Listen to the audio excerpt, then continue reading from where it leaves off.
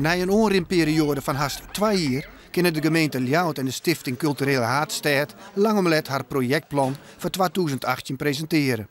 Om die titel te krijgen staan een tal van projecten op stapel, met als thema wetter, mierskip en vierzicht. BMW van Ljouwert heeft al instemd met het plan. Voorzitter Siem Jansen van de stichting vindt dat nou terugzet worden moet. Het gaat om de toekomst. Het gaat over de vraag hoe wij als samenleving in de komende 10, 20 jaar verder willen. Kunnen onze kinderen hier blijven? Kunnen onze kinderen hier wonen? Wat voor werk hebben ze?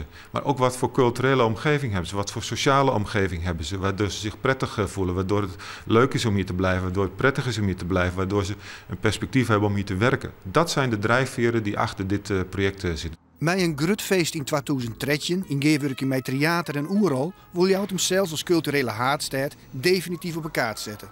Om dit festival ging het een prijskaartje van 1 miljoen euro. Wat ik weer voor het grutste pad met Mierskipschild betellen we mat.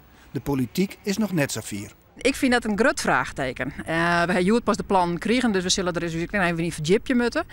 Maar dat is een hele dobber werk. Ik denk dat ik in de steden, maar ik in de gemeente Safvolle Jild in deze tijd weer een heel soort bezuinigen worden moet. Dat is heel zwaar, Jelly. De Ljouwerter gemeente maakt 18 april beslissen of de presentaire plan teruggaan kunnen. Om die tijd gaat de organisatie met een bus de Wenweken in om de meesten enthousiast te maken van Ljouwert als culturele haardstad. Wordt niks. Dat wordt niks? Nee. En waarom net? Nou, daar is Ljouwert net geschikt voor.